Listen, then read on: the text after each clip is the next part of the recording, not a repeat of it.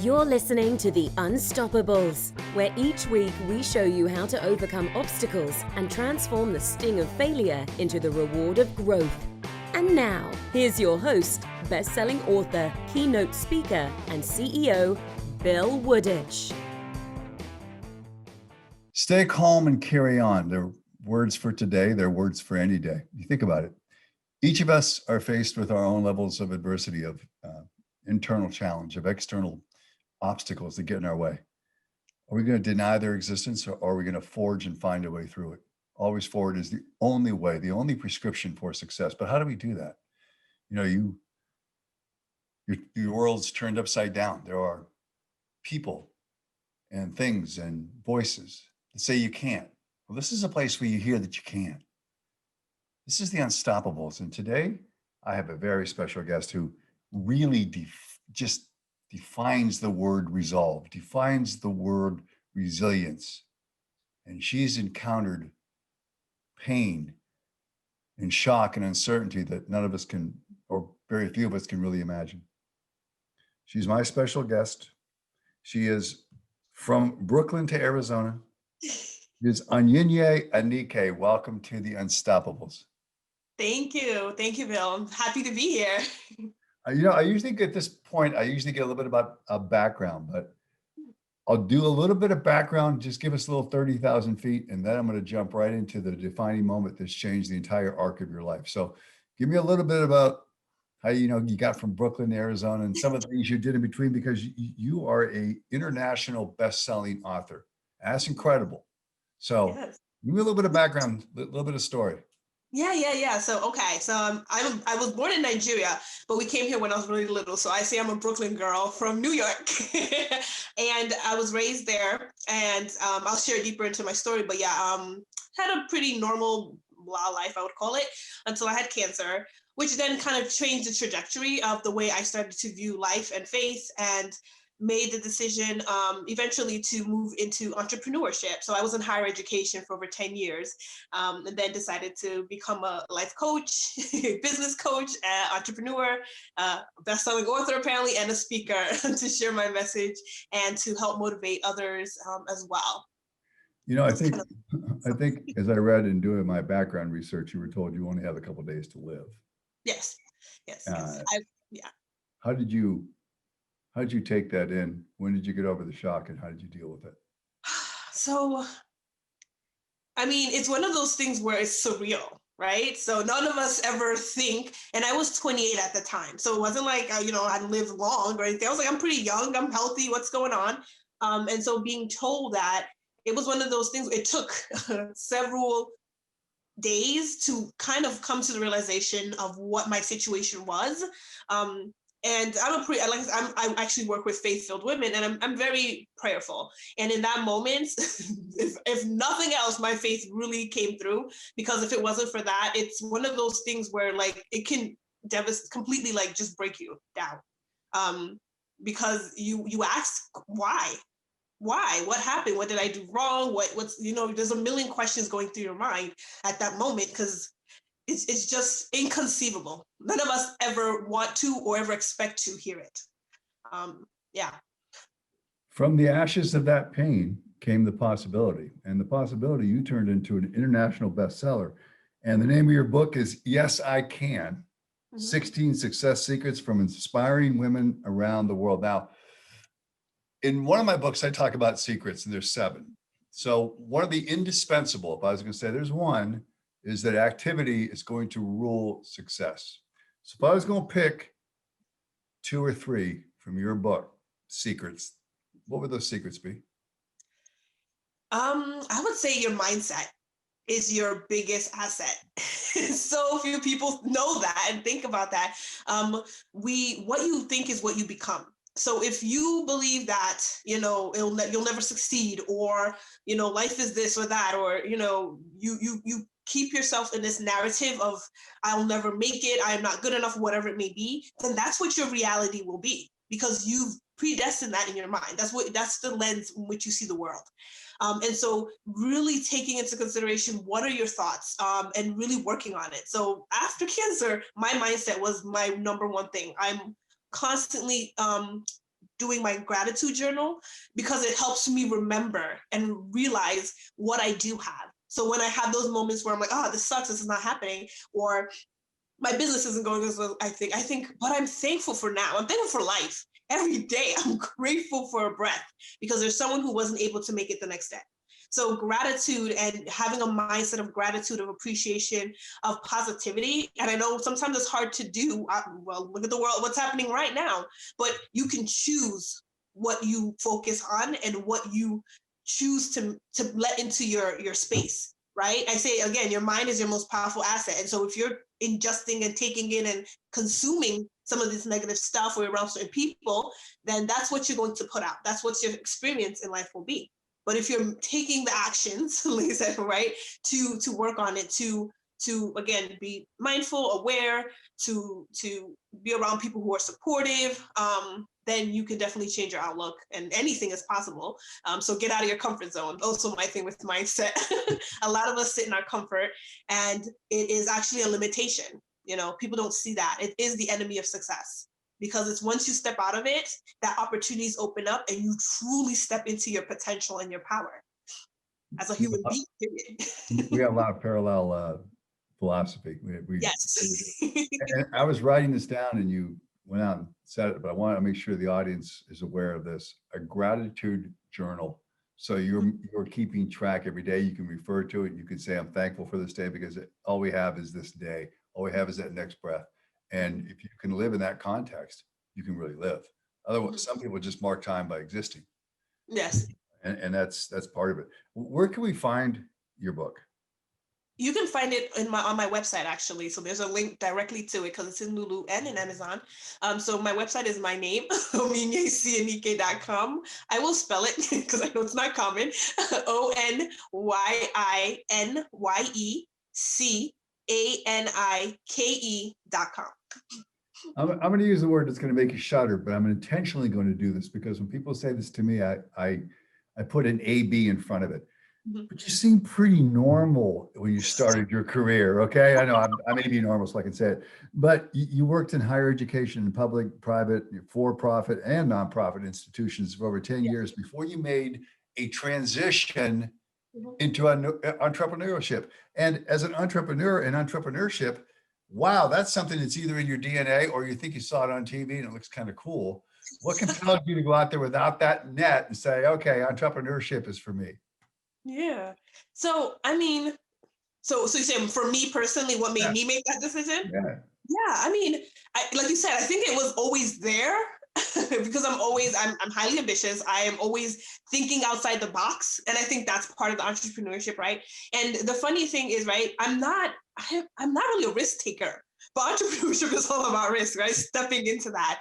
Yep. And I think cancer shifted my perspective.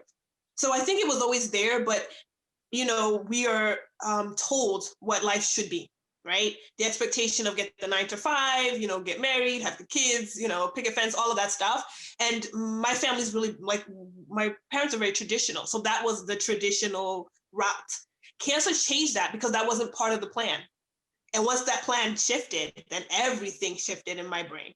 And I was like, well, what's the possibilities? And that's where the journey to becoming an entrepreneur came in. Because I was like, I love working for myself. I love the freedom. I love the impact I'm making. I don't, don't have to, answer to a certain person, a boss.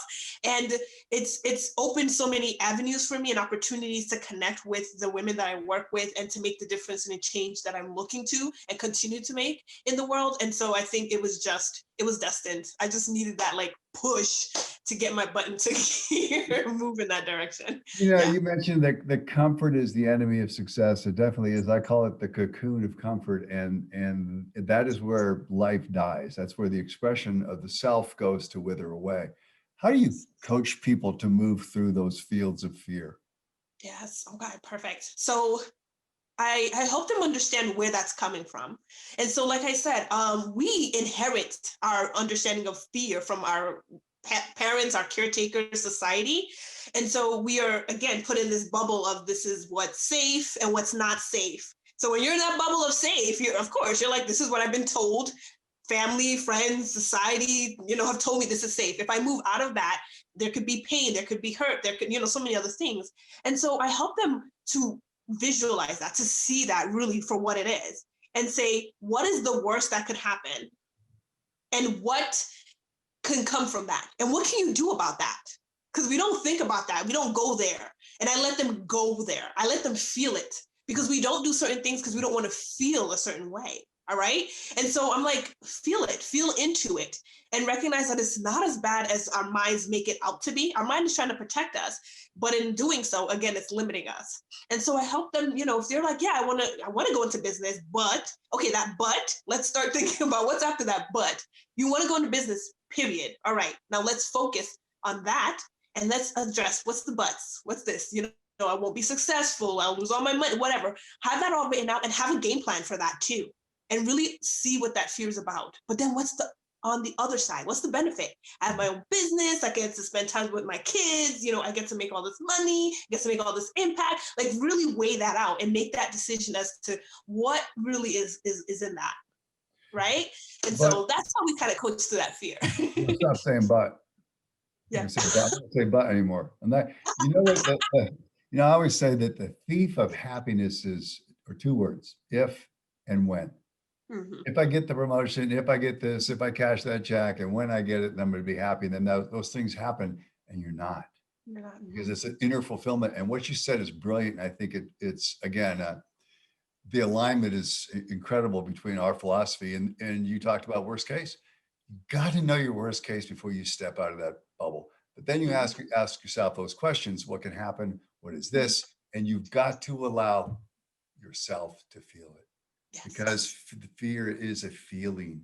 You've got to allow yourself to absorb it, get rid of the buts, and move forward. Yes. That's some great advice. Yes. I can see why your book took off to #1. Thanks. You got some great content. You have a great approach. And the other thing is limiting beliefs, which I think you broke the barrier, and you just, man, those things don't limit you. So tell me how you would coach people to get through those limiting beliefs as well.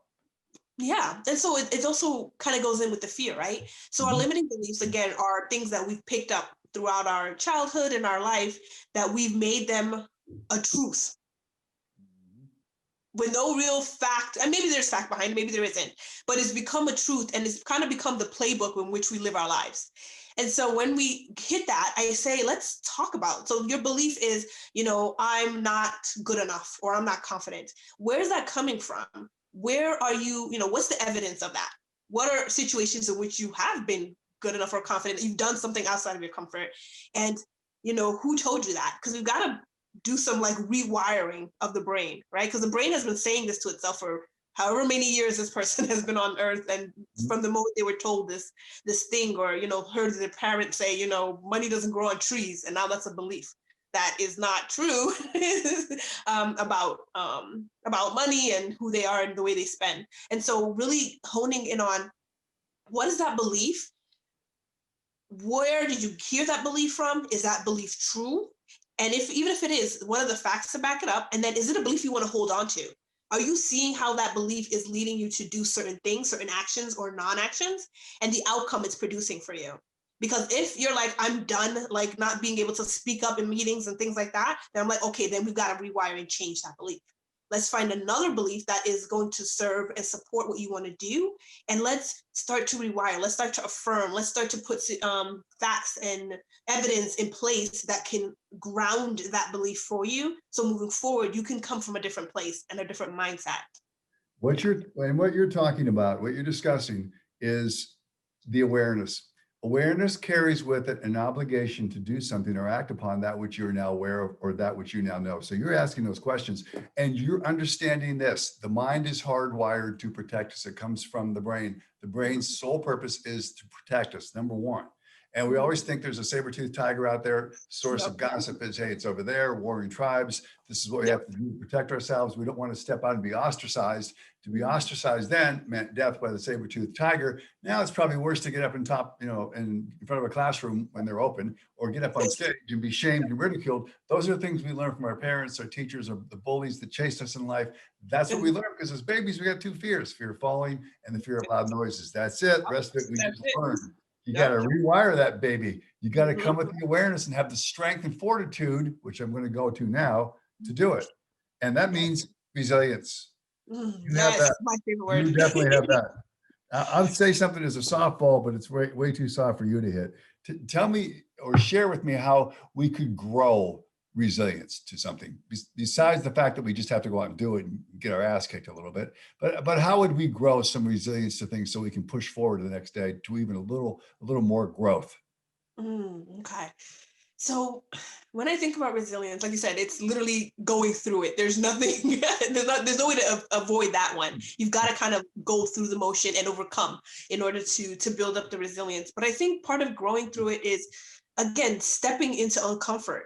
So I'm not really even talking about like going through a major trial or tribulation or anything like that. Just stepping into comfort actually builds your resilience, right? Because every time you're again going against that normal alert in your brain to stop, don't go further, we're in danger, you are pushing through a barrier, invisible barrier that's there, and pushing yourself into another state of who you can be and what's possible for you. So I think doing the scary thing every day.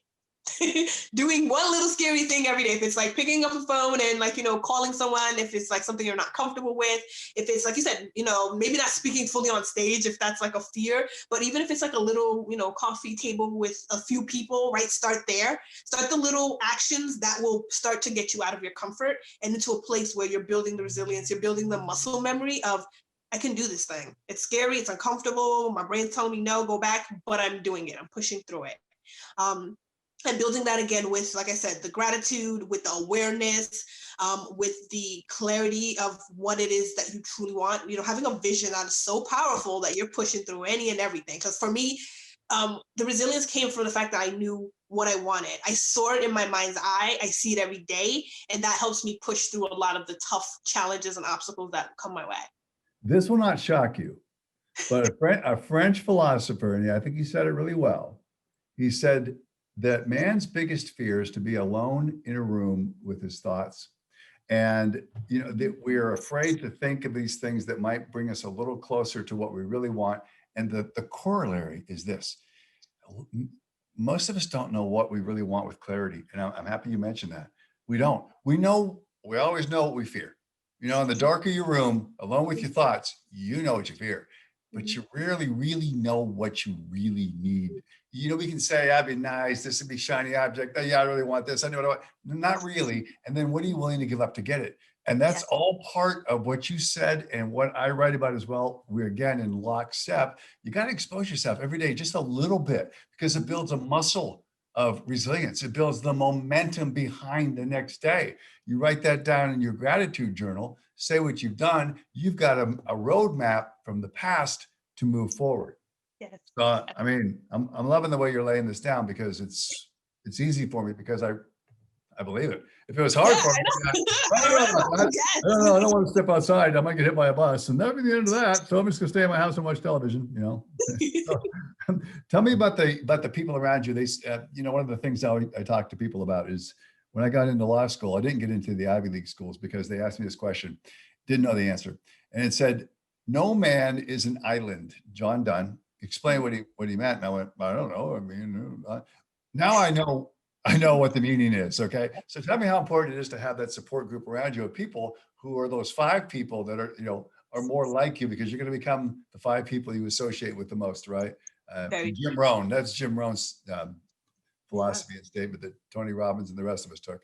So tell me how important it is to have that support group of like-minded people. Oh, yes, it is so important because they're part of the motivation, I think. No, I know.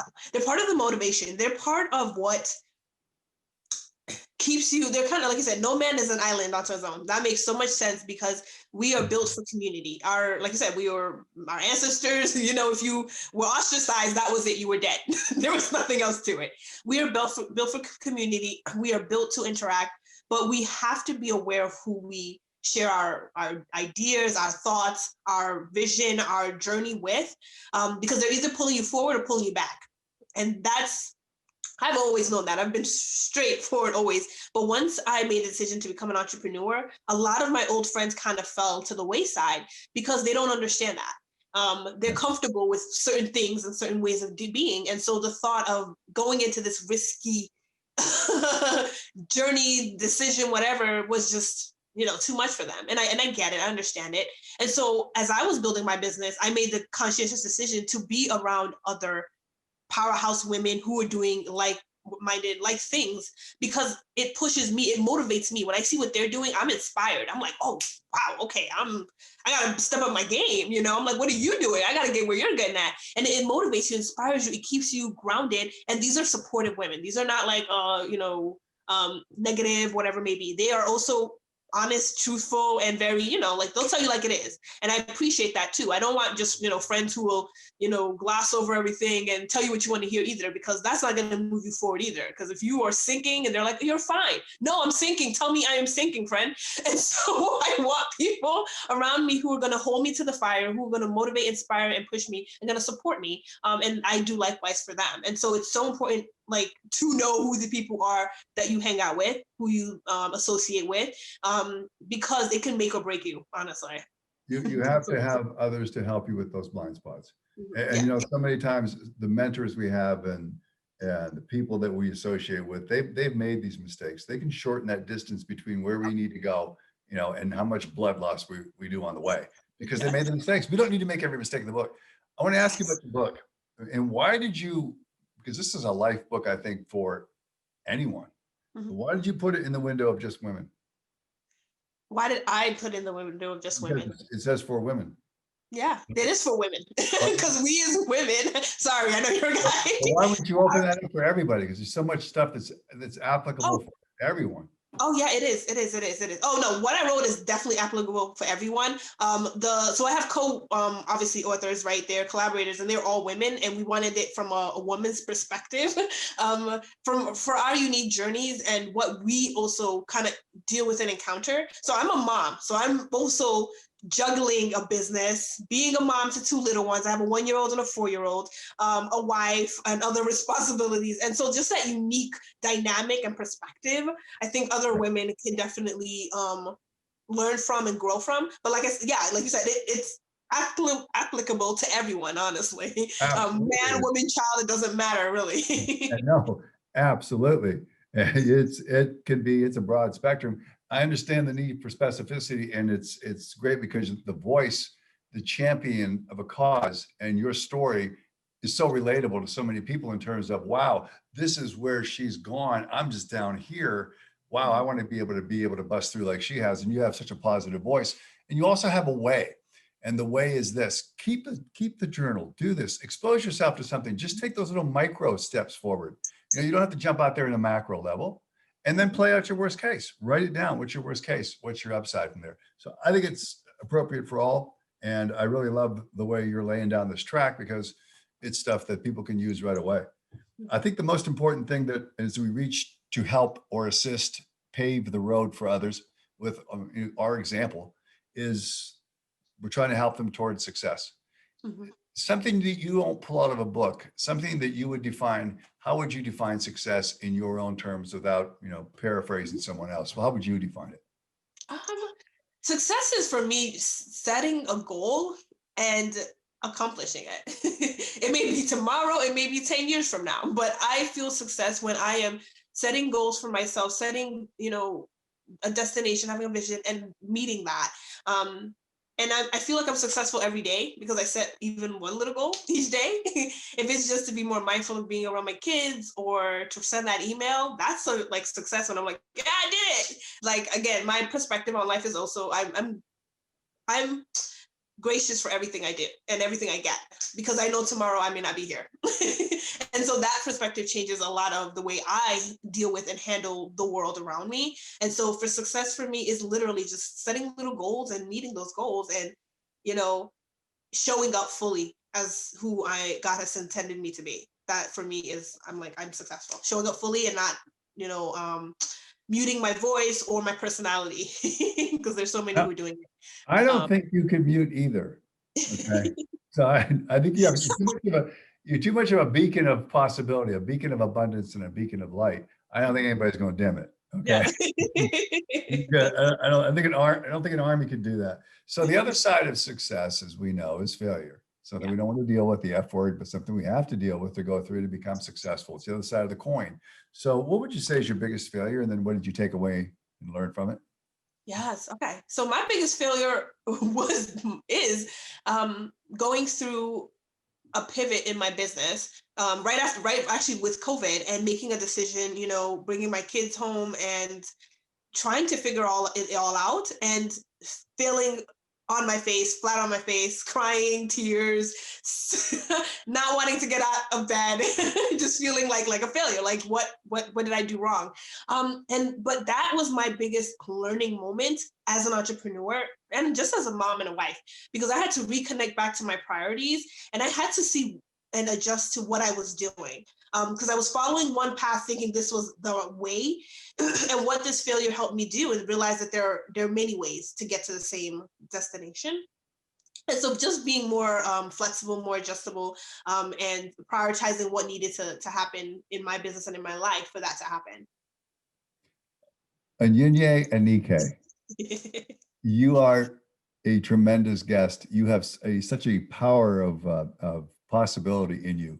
I have to ask you this, and we can go into as much depth as you like. I think in life there are 4 pillars that support relationships, and all is found in the integrity of a relationship.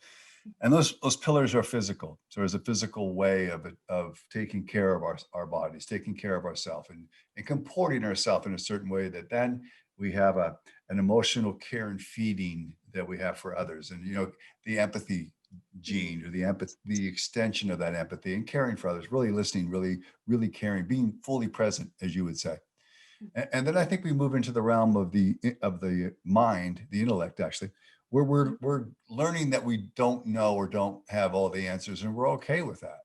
And that we try to do the best as we can and not prejudice our thinking by listening to the opinions of others if they come in some antithetical way to the other pillar, which is spiritual. So I think the spiritual is the guiding pillar overall, which protects inside of our house the values. Those values that are most important in a relationship, the blacks and the whites. It's not really, there's no gray in there. It's, is this right or is this wrong? What would you say to that approach in going forward in life? You just nailed it. That is the perfect approach, because all of them are interconnected, right? You cannot remove one from the other. It's funny because my business is called Holistic Life Purpose, and that was my mindset around it. It was holistic. We cannot separate one from the other, even though we try, right? We're like, I'm just going to do the physical part. My career is going to do here. My emotions are going to be over here. My spirituality is going to do this. And I'm like, when they're not connected, you're misaligned and you're unbalanced. And then that's where all the problems, the things are happening. You're not fully showing up in your full potential power because there's an imbalance. We are meant to, like these 4 pillars, like you said, be in alignment with them fully. So you can't miss one without the other. I get your segue in as if that we practiced this, to rehearse it. We did. We just met. If you're not congruent and in alignment with those pillars, from thought to word to action, you are out of alignment. There's fissures, little cracks that occur, and those cracks is where the unhappiness seeps in. And that's where the misery of life seeps in. If you're congruent and in alignment with those pillars, and I think this too, that those pillars got to be, at least we got to work to get them as, symmetrical as we can, and not have so much on just the physical, but not enough on the spiritual, because we're going to be out of alignment. Our house is going to crack and fall. That's a simple way of, I've always looked at it and tried to live. It's an ongoing process. I am human, but I do try. And I have people that keep me in line. They're listening to this podcast. So wonderful. What are some of the ways? And we went through, you've already given a lot of really good stuff, but what are some of the ways that you're helping other women to really gain confidence? And I'm going to just say a little bit of a preamble here. Confidence to me is the most important thing as you enter a room. Now, you have to have competence, but no one's going to stick around for your competence unless you're confident in you. So tell me how you help people with their confidence. Yes. So I help these women recognize, first and foremost, again, those pillars that you talked about. You've got to be in alignment for that confidence to show up. But you have got to work on your mindset. We talked about that, right? And the action of taking daily steps out of your comfort, right? To build confidence, because confidence, again, is a muscle. The more you do something, the more confident you feel in it, because you've done it, you've shown up for it, you've experienced it, whether it's a fail or not, and you've moved through it. And so having the opportunity to go through that experience is what builds your confidence. They say sometimes fake it till you make it.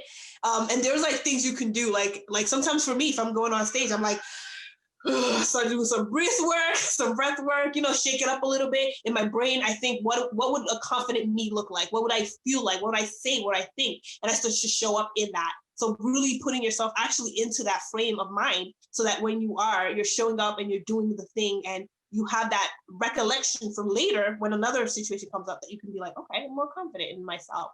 And really, again, loving yourself too, because confidence is from having that self-love that's not so many of us do have. There's a lot of criticism and all the stuff that we say to ourselves, which is terrible, and we don't recognize it's happening sometimes because it's subconscious. And so recognizing, what are you telling yourself on a daily basis, and how is that showing up for you?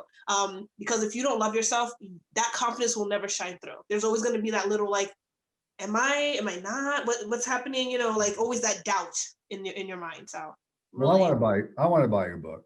I want to buy 10 of them and share them and send them all around to men and women.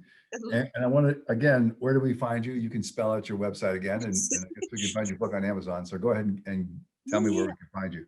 So OnyinyeCanike.com, and that is ONYINYECANIKE.com. Love it. All right, we're almost out of our time, and I could do another show with you, and I would love to do another show with you. Yeah, definitely. Let's go back. I want to ask you, because you're a next person, and you're thinking of next. What's next for you? What's your next creation? Your big impact? What do you plan to do next? Well, my next step is after COVID, or maybe during COVID. I've been doing some virtual conferences, but I want to get on some like major international stages and really share like what I shared with you, because I think so many people need to hear it, especially again now with COVID, right? We're seeing an uptake in mental health issues, and people are feeling lost and like powerless with what's happening. And I want people to get their power back, because I think some of it is a misconception due to, some of the noise that we're hearing, right? The things we're absorbing that may not always be beneficial for us. Yeah. And I think this entire conversation really was about reclaiming that power base, and understanding that you're going to have your fears, your uncertainties, your doubts. You're going to have to learn to grow your confidence, expose yourself to those things you fear, understand that failure is part of it. And boy, you got to be resilient, but you got to have that visual. You have to have gratitude for every day and every breath. And I think you just nailed it, encapsulated every one of those. So now we're going to give you a walk-off. All right, we're going to give you a chance to say that you're going to get a standing ovation. People love you. Come back for one more. Okay, here it is. At the end of time is done. You've lived a long, long, prosperous life. You've been an international bestseller. You're on international stages. You've impacted so many lives. What would you want to write in one paragraph for others to learn from, to grow from, based on your experience in your life? What would that paragraph look like? Oh, that's a hard one. It took me a long time to figure it out, so it's a lot of practice on that one. I don't think I need a paragraph. So I'm faithful. So my thing is trust in God. Know that you are powerful. Know it, not just believe it, know it. And everything turns out for the good. Yeah, I think that's just simple. Like, I think that encapsulates, hopefully, everything. I think you nailed it. Yeah. I can't wait to get this out there. And I think that you have so much to say. Your book is Yes, I Can, 16 Success Secrets from Inspiring Women Around the World, of which you are definitely one. You have been fantastic. I want to have you back. Yes. You've been listening to The Unstoppables. You've been an unstoppable guest. I want you to be safe, and we'll reconnect. Yes. Same to you. Thank you so much, Phil. It was a pleasure. Great. Thank you. You've been listening to The Unstoppables. If you liked today's episode, please consider subscribing. We have a new episode every Thursday. Please help spread the word of the show by leaving us a positive review on iTunes or Stitcher. Those 5-star reviews really help out the show. You can subscribe to The Unstoppables on iTunes, Spotify, or Stitcher to stay up to date on the latest episodes. Thanks again for listening. Always forward.